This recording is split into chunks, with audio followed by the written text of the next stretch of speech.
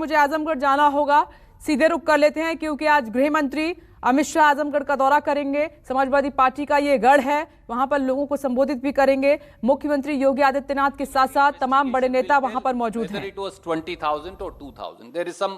और यशस्वी गृह और सहकारिता मंत्री मां भारती के यशस्वी सपूत आदरणीय अमित शाह जी का हृदय से स्वागत करता हूं, अभिनंदन करता हूं।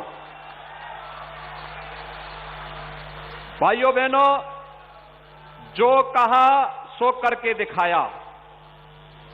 आदरणीय प्रधानमंत्री नरेंद्र मोदी जी के नेतृत्व में पूरे देश के अंदर भारतीय जनता पार्टी नेतृत्व की सरकारों ने, न केवल केंद्र सरकार ने बल्कि राज्यों की सरकारों ने भी जनता जनार्दन के सामने जो बातें कही थी, अक्षरशः उनका पालन करते हुए उसे जमीनी धरातल पर उतारने का कार्य किया।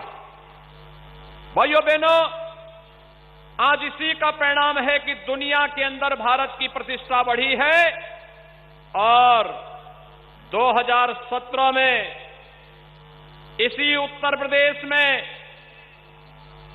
आदरणीय प्रधानमंत्री जी के मार्गदर्शन में और माननीय श्री अमित शाह जी के नेतृत्व और रणनीति के तहत जनता जनार्दन ने भारतीय जनता पार्टी को जो समर्थन और सहयोग किया था, आज उसका परिणाम है।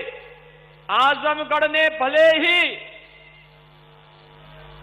दो पूर्व मुख्यमंत्री दिए हो, लोकसभा में सांसद चुन करके भेजे हो, लेकिन उनके कारण आजमगढ़ की पहचान धूमिल ही हुई है। पहचान का संकट आजमगढ़ के सामने उन्होंने हमेशा खड़ा किया था। ये वही आजमगढ़ है 2017-2014 के पहले यहां का नौजवान जब देश के अंदर कहीं जाता था तो होटल में कमरा नहीं मिलता था, धर्मशाला में कमरा नहीं मिलता था। पहचान का एक संकट खड़ा होकर के आपके सामने पहचान का एक संकट खड़ा होता था। लेकिन भाइयों बहनों, मोदी जी और अमित शाह जी के नेतृत्व में आज जब भारत के अंदर सरकारें काम कर रही हैं, उत्तर प्रदेश में उनके मार्गदर्शन में भारतीय जनता पार्टी नेतृत्व की सरकार मिल रही है। मुझे याद है जब सरकार का गठन होने जा रहा था, तब माननीय अमित शाह जी ने कहा था कि पूर्वांचल एक्सप्रेसवे को ऐसे बनाएं कि जिससे वह आजमगढ़ के और पूर्वी उत्तर प्रदेश के विकास की बैकबोन बन जाए।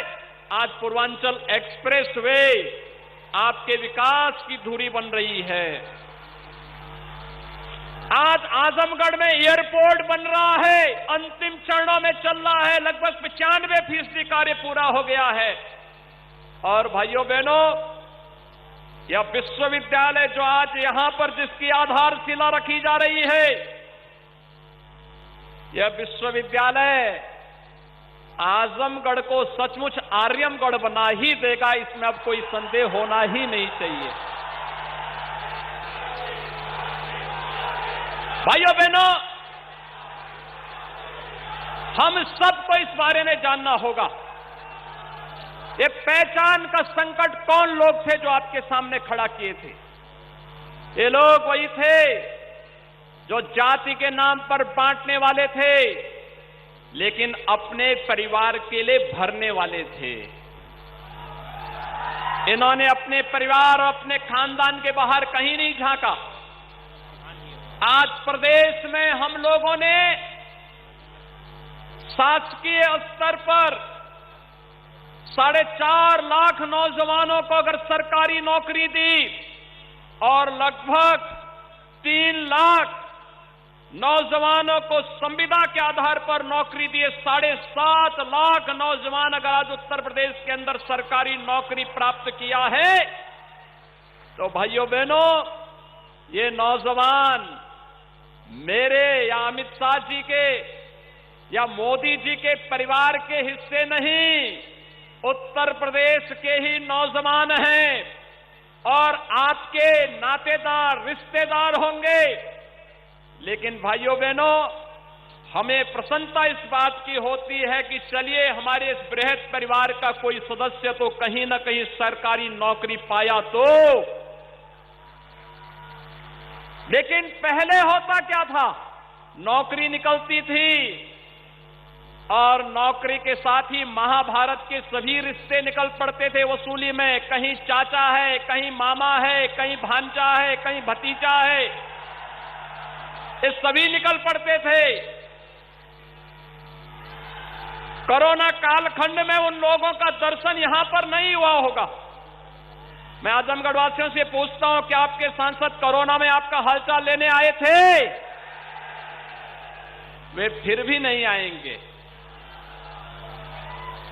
चुनाव की सुगबगाहट होती है तो ये लोग भी कभी कभी आपके बीच में आएंगे, फिर गुमराह करके चले जाएंगे। भारतीय जनता पार्टी ने जो कहा था सो करके दिखाया है और भाइयों बहनों आज यही कहने के लिए हम लोग आपके बीच में आए हैं कि मेरे लिए तो हार्दिक प्रसन्नता की बात है, क्योंकि आजमगढ़ हम लोगों के कार्य क्षेत्र का एक हिस्सा रहा है। आप याद करिए 2007 में यही आजमगढ़ में मुझ पर हमला हुआ था और तब मैं यहां पर आया था, तब हम लोग आए थे यहां पर उस समय। नमस्कार, मैं हूं मानक गुप्ता। अगर आपको हमारा ये वीडियो पसंद आया हो तो इसे लाइक और शेयर जरूर करें और हां, हमें सब्सक्राइब और फॉलो करना ना भूलें ताकि आप देश और दुनिया की कोई खबर मिस ना करें। तो जुड़े रहिए हमारे साथ और देखते रहिए न्यूज़ 24।